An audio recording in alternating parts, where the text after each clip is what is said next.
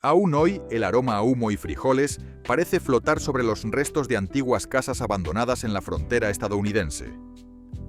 En esos espacios rústicos nacieron recetas que, impulsadas más por la necesidad que por el lujo, dieron lugar a una de las cocinas más ingeniosas de toda la historia del país. Estas preparaciones, muchas de ellas ya olvidadas, alimentaron a cowboys, colonos y pioneros que con coraje y pocas herramientas transformaron tierras salvajes en comunidades prósperas, armados únicamente con ollas de hierro fundido y una creatividad forjada en la necesidad. Antes de la existencia de la refrigeración, los supermercados o los libros de cocina, sobrevivir implicaba transformar sobras en comida y aprovechar cada ingrediente que la naturaleza ofrecía. Aquella cocina de supervivencia se convirtió en una prueba de ingenio que dio lugar a platos duraderos, sabrosos y profundamente ligados a la historia de quienes abrieron camino hacia el oeste. Frijoles al fuego de campamento. Antes de que los frijoles enlatados se convirtieran en un producto básico, los vaqueros cocinaban frijoles secos que dejaban en remojo toda la noche y luego cocían lentamente sobre brasas que nunca se apagaban. Pero estos no eran frijoles cualquiera. Nadaban en grasa derretida, melaza y los condimentos que el cocinero del campamento lograra reunir. El caldero se colocaba al borde del fuego y permanecía allí durante horas mientras los cowboys trabajaban, absorbiendo lentamente el sabor del humo que impregnaba cada grano. La grasa de cerdo salada o el tocino aportaban cuerpo y sabor, mientras que la melaza o el azúcar moreno equilibraban con dulzor el ahumado del fuego. Cuando había suerte, se añadían cebollas silvestres recogidas del terreno y chiles secos que algunos cocineros llevaban consigo desde Texas. El resultado era una olla de frijoles que se volvía más cremosa y sabrosa con cada hora de cocción. Una buena ración de estos frijoles podía alimentar a todo un grupo de trabajo durante días. Cuanto más tiempo cocían, mejor sabían. Se servían en todas las comidas, desayuno, almuerzo y cena, muchas veces acompañados de panecillos o galletas de campamento para recoger hasta la última cucharada. Panqueques de masa madre. En cada carromato de cocina digno de respeto había algo sagrado, el cultivo de masa madre. Este fermento vivo pasaba de mano en mano como un tesoro, y era tan valorado que los cocineros lo apodaban su mascota. Requería cuidado diario y alimento constante, pero a cambio ofrecía panqueques esponjosos capaces de calentar el cuerpo en las frías mañanas del camino. El fermento vivía en una vasija de barro que se envolvía en mantas por la noche para mantener con vida las levaduras. Para preparar los panqueques, los cocineros mezclaban la masa madre con el líquido que tuvieran a mano, ya fuera agua, leche o incluso café, y cocinaban la mezcla sobre planchas de hierro engrasadas al calor de una fogata. El sabor ácido, característico de estos panqueques, provenía de las levaduras silvestres capturadas del aire. Esa complejidad en el sabor es algo que ninguna panadería moderna puede imitar. Para muchos cowboys, estos panqueques eran la diferencia entre un buen día y uno de hambre en el camino. Los apilaban en platos improvisados, los bañaban con miel o melaza cuando había suerte y se llenaban de energía para enfrentar las largas jornadas de cabalgata. Estofado hijo de un pistolero, son of a gun stew.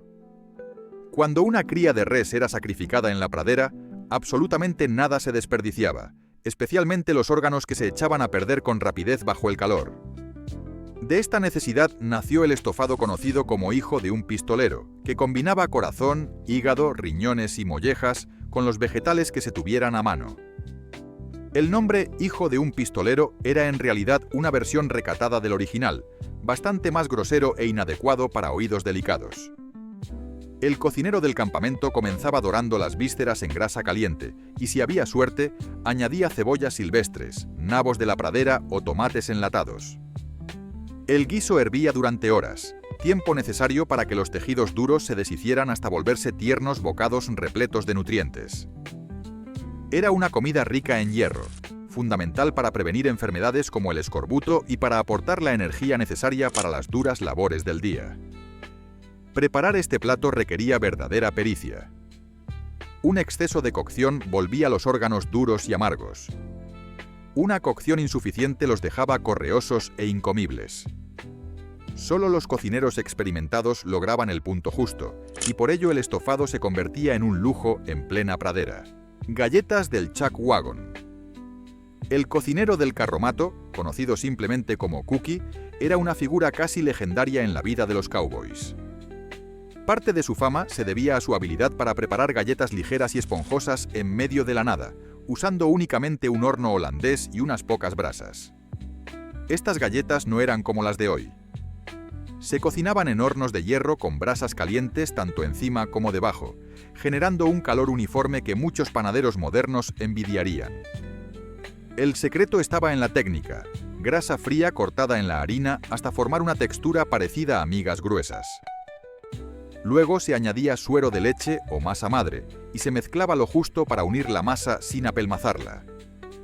Cookie extendía la masa sobre la mesa abatible del carromato, la cortaba con una lata vacía y disponía las galletas dentro del horno holandés. Con brasas cuidadosamente colocadas, en solo 20 minutos salían doradas y perfectas. Estas galletas eran mucho más que pan, servían como platos improvisados, como base para sándwiches con carne salada, o simplemente para absorber el jugo de los guisos.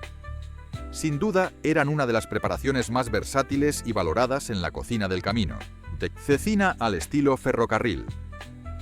Durante la construcción del ferrocarril transcontinental, alimentar a miles de trabajadores en lugares remotos era un verdadero desafío. La carne fresca se estropeaba en cuestión de horas bajo el sol del desierto, así que los cocineros desarrollaron una técnica para hacer cecina que podía conservarse durante meses.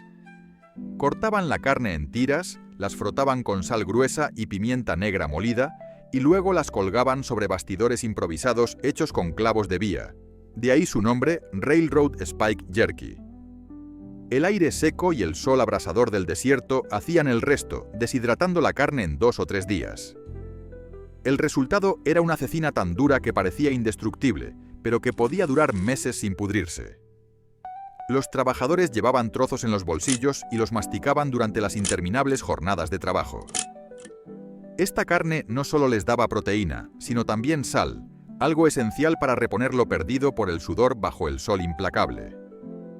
Gracias a esta sencilla pero efectiva técnica, se alimentó al ejército humano que unió las costas este y oeste de Estados Unidos.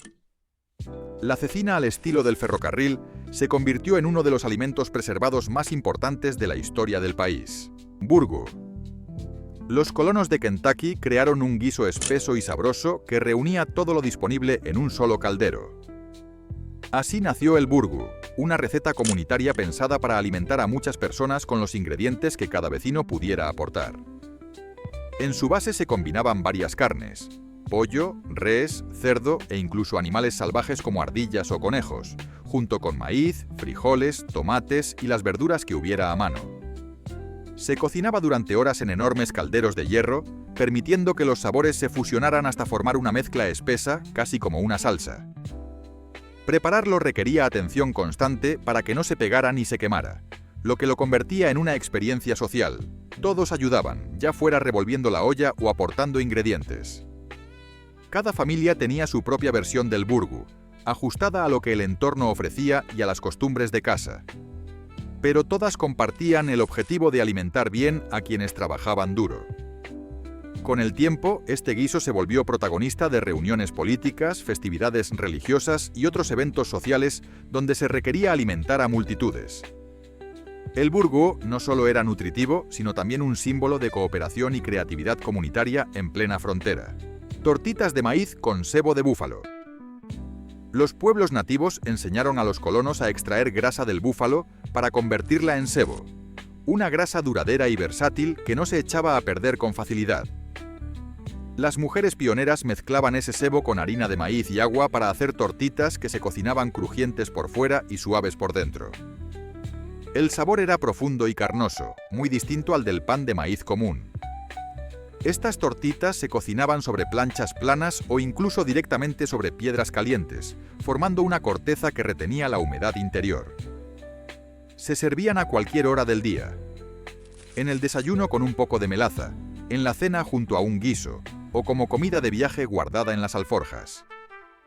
La alta cantidad de grasa aportaba energía para trabajos físicos intensos, mientras que el maíz ofrecía carbohidratos de rápida absorción.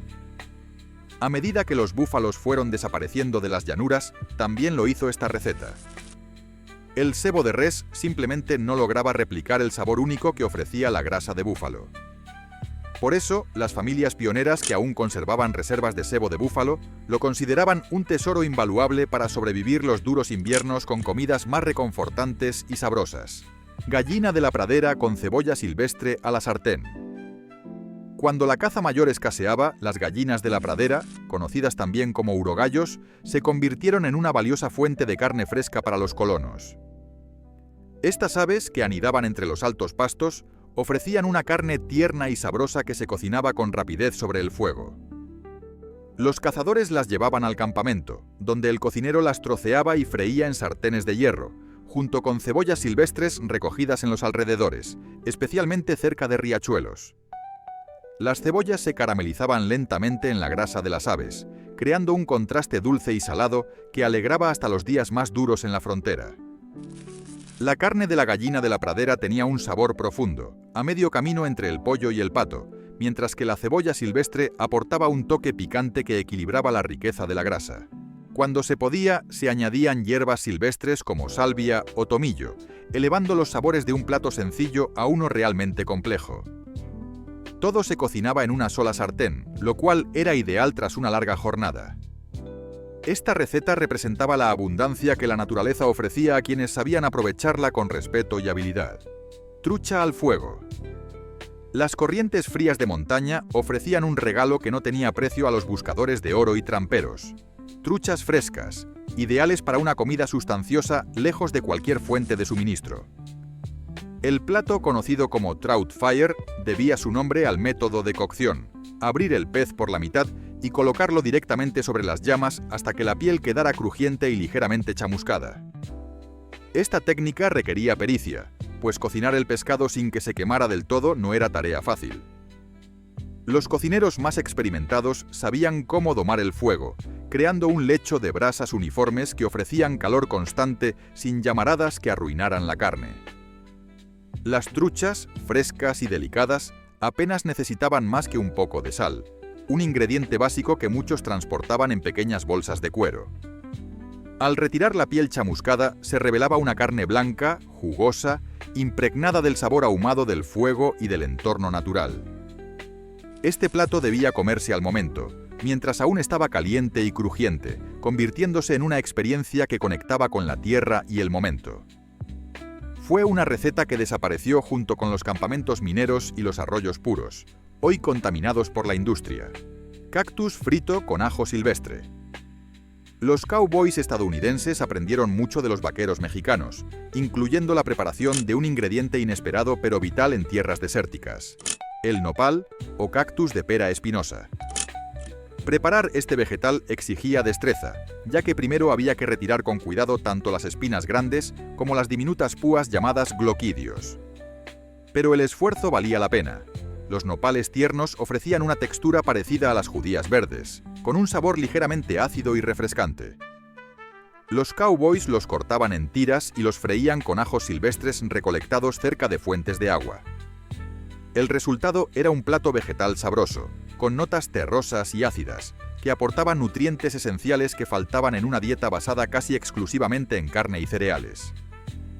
Eso sí, había que saber freírlos bien. Si se cocinaban demasiado, los nopales se volvían viscosos. Los buenos cocineros los salteaban a fuego alto hasta dorarlos por los bordes. El ajo silvestre, potente y picante, ayudaba a disimular cualquier amargor residual del cactus. Este platillo ayudaba a combatir el escorbuto y otros males asociados con la deficiencia de vitaminas, algo común entre quienes pasaban meses comiendo lo mismo cada día. Cuero de manzana. Antes de que existieran las golosinas procesadas o los snacks de supermercado, las familias de la frontera se las ingeniaban para crear sus propios dulces. Uno de los más apreciados era el cuero de manzana, una especie de lámina comestible hecha a base de puré de manzana cocido y deshidratado. El proceso era laborioso. Primero se pelaban y cortaban las manzanas, luego se cocinaban hasta obtener una pasta espesa y dulce que se esparcía sobre lienzos limpios colocados sobre bastidores de madera. Después se dejaban secar al sol durante varios días, asegurándose de que el aire circulara bien. Al secarse por completo, la pasta se convertía en una hoja flexible y duradera con un sabor intensamente frutal. El cuero de manzana, bien hecho, podía durar meses sin estropearse. Era una fuente de energía dulce durante los inviernos largos, cuando la fruta fresca era solo un recuerdo. Los niños lo apreciaban como si fuera caramelo, y los adultos lo usaban como tentempié o lo rehidrataban con agua para hacer compotas o rellenos de tartas. Esta técnica de conservación permitía a las familias aprovechar mucho más las cosechas frutales por todo el año. Galleta dura y panceta salada, hardtack y salt belly. Durante la Guerra Civil, los soldados dependían de dos alimentos básicos, la galleta dura, o hardtack, y la panceta curada con sal, conocida como salt belly. Más adelante, estos productos pasaron a alimentar a obreros del ferrocarril, mineros y otros trabajadores alejados de la civilización. El hardtack era una especie de galleta hecha solo con harina y agua, horneada hasta quedar tan dura que podía romper dientes. La salt belly, por su parte, era carne de cerdo curada en sal gruesa, lo que le permitía conservarse indefinidamente. Los trabajadores solían freír tiras finas de panceta hasta que la grasa se derretía, y luego usaban esa misma grasa para ablandar los trozos de hardtack, transformándolos en algo comestible. Juntos, estos dos elementos ofrecían una combinación básica de grasa, proteínas y carbohidratos que podía transportarse sin temor a que se echara a perder. Eso sí, los más experimentados sabían revisar sus galletas duras antes de comerlas. Los gorgojos eran comunes, pero en tiempos difíciles, toda proteína era bienvenida. Además, la grasa sobrante de la panceta se aprovechaba para otras recetas, lo que hacía de la salt belly un ingrediente muy versátil. Aunque era una dieta monótona, esta combinación mantuvo con vida a quienes construyeron la infraestructura del país, desde los rieles del ferrocarril hasta las líneas telegráficas que conectaron la nación. Ensalada de hierbas silvestres y brotes de pokeweed. Con la llegada de la primavera, los colonos celebraban el fin de la dieta invernal basada en alimentos preservados. Era entonces cuando los primeros brotes verdes emergían del suelo aún húmedo, ofreciendo una fuente vital de vitaminas y minerales que no se encontraban en las conservas. Las familias con experiencia en forrajeo, especialmente mujeres y niños, salían al campo con cestas para recolectar plantas comestibles como hojas de diente de león, lamb's quarters, cenizo, purslane, verdolaga y brotes tiernos de pokeweed, una planta salvaje que requería gran conocimiento para recolectarse con seguridad. El pokeweed, aunque nutritivo en sus primeros días de crecimiento, se volvía tóxico si se dejaba madurar. Solo los brotes de menos de 15 centímetros eran seguros para el consumo, y aún así debían hervirse varias veces para eliminar posibles toxinas. Estas ensaladas se aliñaban con grasa derretida, a menudo de cerdo, vinagre casero de manzana o uvas silvestres, y sal si había disponibilidad. Este plato simple aportaba nutrientes fundamentales y ayudaba a prevenir enfermedades como el escorbuto, muy comunes en quienes pasaban meses sin alimentos frescos. Más allá de lo nutricional, estas recetas eran un lazo con los conocimientos de los pueblos indígenas, quienes durante generaciones habían identificado, recolectado y preparado estas mismas plantas como parte esencial de su dieta. ¿Estás disfrutando este viaje por las recetas olvidadas que alimentaron a los cowboys, colonos y pioneros? Entonces haz una pausa rápida para darle like, suscribirte al canal y activar la campanita. Cuéntanos en los comentarios cuál de estos platos te sorprende más y comparte este vídeo con alguien que ame la historia tanto como tú. Sigamos descubriendo juntos el sabor del pasado. Pemmican. Los pueblos nativos americanos desarrollaron uno de los alimentos de supervivencia más eficaces jamás creados, el pemmican. Esta densa mezcla de carne seca, grasa derretida y bayas secas podía durar años sin estropearse, aportando energía completa para viajes largos y climas extremos. El proceso comenzaba con finas tiras de carne de búfalo, secadas al humo hasta quedar completamente deshidratadas. Luego se machacaban hasta convertirlas en polvo, que se mezclaba con grasa fundida y bayas secas como choquecherries, cerezos silvestres o service berries, amelanchiers. La mezcla se moldeaba en bloques o bolas y se envolvía en piel cruda o tela para conservarla. Solo un trozo de pemmican podía contener el valor nutritivo de varios kilos de comida fresca, lo que lo convertía en un alimento ideal para exploradores, comerciantes de pieles y montañeses que pasaban meses en territorios inexplorados. La alta concentración de grasa proporcionaba muchas calorías, indispensable para sobrevivir en invierno. Las bayas añadían no solo sabor, sino vitaminas fundamentales para mantener la salud. Gracias al pemmican, fue posible la exploración y el asentamiento de vastas regiones del continente, demostrando que la sabiduría ancestral podía sostener a hombres en los entornos más duros. Tarta de vinagre. En tiempos donde las frutas frescas escaseaban pero había vinagre en la despensa, las cocineras de la frontera demostraban su ingenio al crear postres que calmaban el deseo de algo dulce. Así nació la tarta de vinagre, una preparación que combinaba huevos, mantequilla, azúcar y vinagre en proporciones justas para lograr un relleno con textura de flan y un sabor sorprendentemente similar al del limón. El ácido del vinagre hacía que los huevos coagularan durante la cocción, dando como resultado una crema firme y sedosa. Esta tarta tenía un sabor dulce con un toque ácido que recordaba a los cítricos, sin requerir ingredientes caros ni difíciles de encontrar. El vinagre era un bien preciado en la cocina del pionero. Servía para conservar alimentos, limpiar utensilios y hasta como remedio casero. Niños que nunca habían probado un limón quedaban encantados con el sabor agridulce de este postre, y los adultos lo agradecían como una pausa en la monotonía de la dieta diaria. Eso sí, la receta exigía precisión. Demasiado vinagre la volvía incomible, muy poco, y no alcanzaba la textura deseada. Esta tarta es un perfecto ejemplo de cómo la necesidad agudiza el ingenio y cómo con solo unos pocos ingredientes comunes se podía crear un postre que levantara los ánimos durante los momentos más difíciles. Estofado de serpiente de cascabel.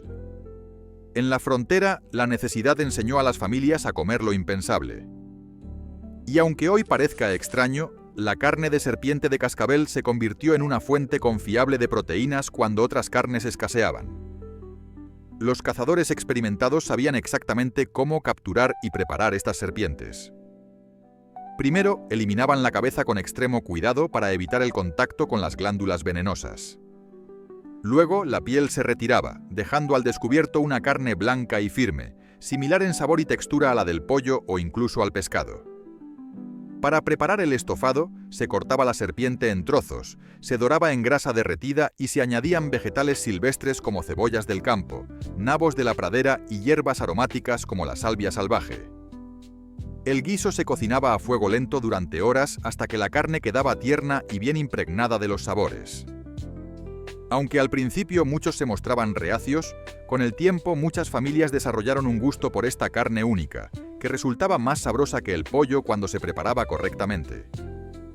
Las serpientes abundaban en muchas regiones, y su aprovechamiento fue crucial en momentos donde cazar ciervos o recolectar animales más grandes no era posible. De esta manera, la serpiente de cascabel pasó de ser una amenaza del desierto a convertirse en un salvavidas culinario. Salsa de pozos de café. Cuando las provisiones escaseaban, especialmente el café, los cocineros del camino se volvieron expertos en sacar hasta la última gota de sabor de cada grano. Así nació una receta curiosa y muy ingeniosa, la salsa de pozos de café, una preparación que convertía los restos del café ya usado en una salsa espesa y potente. El proceso comenzaba secando los pozos ya usados, para luego tostarlos nuevamente hasta que adquirieran un tono aún más oscuro. Luego se molían finamente y se cocinaban con grasa, sal y, si había suerte, un poco de melaza o azúcar para contrarrestar el amargor. El resultado era una salsa de sabor fuerte, casi ahumado, que se vertía sobre panecillos, carne o cualquier otro alimento que necesitara una inyección de sabor. Además del gusto, esta salsa ofrecía una pequeña dosis de cafeína, muy valorada en largas jornadas de trabajo o viajes sin descanso.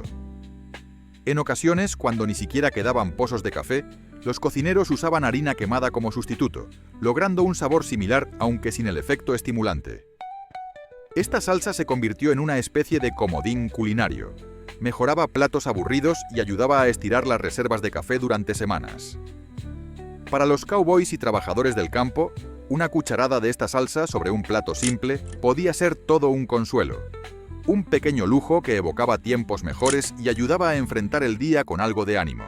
Sopa de arroz salvaje con venado. Los pueblos nativos americanos enseñaron a los colonos a recolectar arroz salvaje, un grano que crecía naturalmente en lagos y pantanos del norte. Este arroz no solo tenía un sabor particular, ligeramente a nuez, sino que además era altamente nutritivo y se conservaba bien durante largos periodos. La preparación del arroz comenzaba con una cosecha cuidadosa desde canoas, golpeando las espigas para que los granos cayeran sin dañar la planta. Luego se limpiaban a mano y se cocinaban lentamente, generalmente en caldos hechos con huesos de venado. El venado era la proteína ideal para este tipo de sopa, abundante, magro y lleno de sabor. Se hervían los huesos durante horas para obtener un caldo rico y sustancioso al que se añadían trozos de carne y arroz salvaje, junto con vegetales disponibles, como zanahorias silvestres o cebollas del campo. El resultado era una sopa espesa, reconfortante, que proporcionaba un equilibrio perfecto de proteínas, carbohidratos y vitaminas. Era especialmente valorada en invierno, cuando el calor del plato y su densidad ayudaban a resistir el frío intenso. Este plato representaba la fusión entre el conocimiento indígena y la necesidad de los colonos de adaptar lo que encontraban a su dieta. La sopa de arroz salvaje con venado no solo alimentaba el cuerpo, también contaba una historia de respeto por la tierra y colaboración entre culturas. Carne salada rehidratada. Salt Horse era el apodo, nada halagador, que se le daba a la carne de vaca o cerdo conservada en sal gruesa, una técnica común tanto en barcos como en la frontera. El nombre lo decía todo. La textura era tan dura y correosa que recordaba a una silla de montar. O peor, esta carne, almacenada en sal hasta perder toda su humedad, podía durar meses sin pudrirse. Pero para comerla había que llevar a cabo un largo proceso de rehidratación. Primero se dejaba en remojo toda la noche, y luego se hervía en varias aguas para quitarle el exceso de sal y ablandarla. Este proceso consumía casi todo el día, pero al final se obtenía una fuente de proteína útil para alimentar a grupos enteros en lugares donde la carne fresca era un lujo inalcanzable. Los cocineros más hábiles sabían mejorar el sabor de esta carne añadiendo hierbas, verduras o cualquier otro ingrediente disponible. Aunque nadie la consideraba un manjar, la Salt Horse era una opción confiable para mantenerse alimentado en entornos extremos, como en viajes prolongados, en minas remotas o en expediciones. Una vez ablandada, podía usarse en sopas, guisos o incluso desmenuzada sobre pan. Pese a su mala fama, esta carne fue vital para mantener vivas a miles de personas en tiempos donde la comida escaseaba y la supervivencia era la prioridad. Pudín indígena. El pudín indígena era una de las formas más deliciosas de aprovechar ingredientes básicos como la harina de maíz y la melaza. Este postre, cálido y reconfortante, se convirtió en una tradición en muchas comunidades rurales, donde el maíz era abundante y el azúcar refinado, un lujo. La receta consistía en mezclar harina de maíz con leche, melaza, huevos y especias como canela y nuez moscada. La mezcla se vertía en ollas cubiertas que se colocaban sobre las brasas y se cocinaba lentamente durante horas. Este tiempo prolongado de cocción permitía que el maíz se hidratara por completo y que los sabores se concentraran, especialmente los caramelizados de la melaza, que daban al postre un toque profundo y ligeramente amargo. Cuando se podía, se servía caliente con un poco de crema o mantequilla derretida. Además de ser un postre, este pudín era nutritivo. La harina de maíz aportaba energía, la melaza hierro y minerales y los huevos proteínas. Algunas versiones incluían manzanas secas, frutos del bosque o nueces recolectadas, lo que lo hacía aún más especial. Esta receta es una muestra perfecta de cómo la cocina indígena y la europea se fusionaron para crear un plato emblemático de la comida del noreste norteamericano: nabos de la pradera asados al fuego. Los pueblos indígenas enseñaron a los colonos a reconocer y recolectar los nabos de la pradera, también conocidos como prairie turnips o papas indias, unas raíces comestibles que crecían de forma silvestre en las grandes llanuras del oeste. Estas raíces eran ricas en carbohidratos y vitaminas, y durante siglos fueron fundamentales en la alimentación de las tribus nómadas. Saber cuándo y cómo recolectarlos era clave. Si se sacaban demasiado temprano, eran pequeños y amargos. Si se esperaban demasiado, se volvían duros y leñosos. Por eso, las familias organizaban expediciones específicas para recolectarlos en su punto óptimo, guiadas por el conocimiento transmitido de generación en generación. La forma más habitual de prepararlos era asarlos directamente en las brasas. Se enterraban en las cenizas calientes, donde el calor los cocinaba lentamente, quemando la piel exterior mientras el interior se volvía dulce, tierno y con un sabor similar al de la batata, con un ligero toque a nuez. Una vez cocidos, podían comerse al instante o secarse para guardarlos durante el invierno. También se trituraban para hacer harina que se mezclaba en pan o guisos, sumando nutrientes y sabor. Los nabos de la pradera representaban no solo una fuente de alimento, sino también el conocimiento y la conexión con la tierra que definía la vida en la frontera. Panecillos en las cenizas. Cuando no había horno disponible, los cocineros de frontera recurrían a una de las formas más primitivas de hacer pan, los ash cakes o panecillos de ceniza. La receta era sencilla: harina de maíz, agua y sal. La masa resultante se envolvía en hojas resistentes y no tóxicas, como hojas de col o cáscaras de mazorca, y luego se enterraba directamente en un lecho de brasas y ceniza caliente. La envoltura protegía el pan del contacto directo con las cenizas, mientras que el calor envolvente lo cocía lentamente desde todos los lados. Los cocineros más experimentados sabían cuándo estaban listos solo con olerlos o tocarlos con una vara. El resultado era un pan rústico, de sabor ahumado y textura ligeramente arenosa. Podía comerse solo, acompañar guisos o incluso servir como base para otros ingredientes. Su valor radicaba en su simplicidad. No requería utensilios sofisticados, solo fuego, hojas y paciencia. Este tipo de pan simbolizaba la autosuficiencia total. Era la comida del viajero, del explorador, del que no tenía más que el suelo y las brasas para cocinar. Pudding con frutas secas. El spotted dog, literalmente perro manchado, era un pudding hervido hecho con lo que hubiera disponible, ideal cuando no se podían preparar postres más elaborados. Su nombre venía de la apariencia del plato. Un bollo de masa blanca con puntos oscuros causados por las pasas o grosellas secas distribuidas por todo el interior. La receta llevaba grasa de res, sebo, harina, una pizca de sal y frutas secas. Se mezclaba todo con agua hasta formar una masa densa, que luego se moldeaba en forma de bola, se envolvía en un trapo limpio y se cocinaba durante horas en una olla de agua hirviendo. El resultado era un pudding denso, saciante y sorprendentemente sabroso. Era uno de los postres preferidos en los barcos y también en tierra firme, ya que no requería ingredientes frescos y se conservaba bien durante días. Cuando se podía, se servía caliente con un chorro de melaza, o frío como merienda para los viajeros. La alta cantidad de grasa lo hacía energético y muy satisfactorio, mientras que las frutas añadían dulzor y algo de nutrición extra.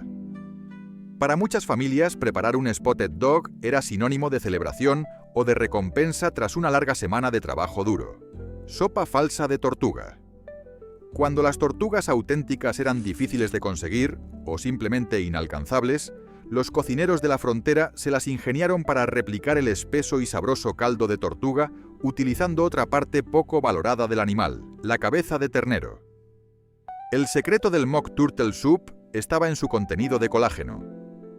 Al cocerla durante horas, la cabeza liberaba una gelatina natural que daba al caldo esa textura rica, densa y brillante que tanto se valoraba. La carne se limpiaba cuidadosamente y luego se hervía con verduras y hierbas.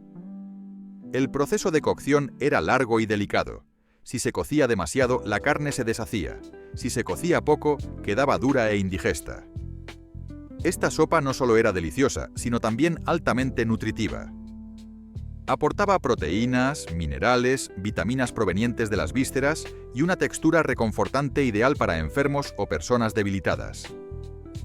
A pesar de su nombre, este plato, lejos de ser una imitación barata, se convirtió en un clásico por mérito propio, al punto de que muchas familias lo preparaban incluso si no tenían intención alguna de usar tortuga real. Syllabub. El syllabub era una bebida espumosa que combinaba nata fresca con vino o sidra, creando un brebaje entre postre y licor, ideal para celebraciones o como tónico reparador tras un día agotador. Se preparaba batiendo crema mientras se le incorporaba lentamente vino blanco o sidra casera. El resultado era una espuma ligera que podía beberse enseguida o dejarse reposar para que se separaran las capas. Una superior espumosa y otra líquida y dulce en el fondo. El vino o la sidra emborrachaba ligeramente la crema, dando lugar a una textura a medio camino entre una mousse ligera y un flan líquido. Se le añadía miel o azúcar si había disponibilidad, y en ocasiones hasta ralladura de limón o especias para perfumarlo. El syllabub no solo era un lujo por su sabor y textura, sino también porque requería productos frescos, leche recién ordeñada, vino fermentado o sidra natural. Por eso se reservaba para ocasiones especiales como bodas, visitas importantes o celebraciones religiosas. Prepararlo era en sí mismo parte del ritual. Batir la crema en compañía, ver cómo tomaba forma y compartir la bebida entre risas y relatos era una forma de estrechar lazos en medio de un entorno difícil. Pudding rápido. El hasty pudding era exactamente lo que su nombre prometía, un pudding rápido. En momentos donde el tiempo escaseaba y el hambre apremiaba, esta preparación sencilla a base de harina de maíz y agua hirviendo se convertía en un plato indispensable. La mezcla se removía constantemente para evitar grumos, y en pocos minutos se transformaba en una especie de polenta espesa, que podía servirse dulce, con melaza, miel o sirope de arce, o salada, con sal, mantequilla o grasa de cerdo. Dependiendo de la proporción de líquido, la textura podía ir desde un porridge ligero hasta una masa firme que se dejaba enfriar y luego se freía o cortaba en bloques. Era ideal para el desayuno, la cena o incluso como base para otros ingredientes, y sobre todo requería poco combustible para cocinarse, lo cual lo hacía perfecto para los días de mayor actividad o cuando no había tiempo para platos elaborados. El hasty pudding alimentó a generaciones enteras en los meses de cosecha, en campamentos de trabajo y en hogares humildes. Su sencillez y versatilidad lo convirtieron en un símbolo de resistencia y practicidad culinaria. Las recetas que alimentaron a los pioneros de la frontera estadounidense no eran meros platos, eran actos de supervivencia, creatividad y comunidad. Nacidas en la escasez y forjadas con lo que el entorno ofrecía, estas comidas olvidadas nos cuentan mucho más que sabores. Nos hablan de ingenio, de adaptación y de una conexión profunda con la tierra. En una época sin refrigeradores, sin supermercados y sin recetas escritas, cada alimento debía rendir al máximo. Nada se desperdiciaba, todo tenía un propósito. Desde los frijoles cocinados durante días al borde del fuego hasta los pudines hervidos durante horas en trapos reutilizados, cada preparación era fruto de la experiencia, el instinto y el saber popular, muchas veces heredado de los pueblos nativos. Hoy, muchos de estos platos han desaparecido de nuestras mesas, sustituidos por productos industriales que nuestros antepasados no podrían siquiera imaginar. Sin embargo, rescatar estas recetas no es solo un ejercicio de nostalgia. Es una forma de rendir homenaje a los hombres y mujeres que convirtieron ingredientes humildes en verdaderas proezas culinarias. Puede que ya no necesitemos preparar salt horse o pemmican para sobrevivir, pero comprender la historia detrás de estos alimentos nos acerca a quienes construyeron el país con sus manos y con sus ollas.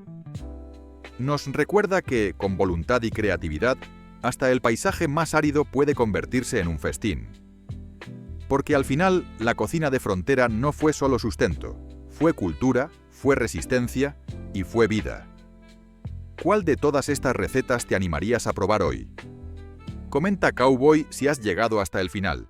Y si este vídeo te gustó, no olvides darle like, suscribirte y compartirlo con tus amigos o familiares que disfruten de la cocina histórica y las curiosidades del pasado.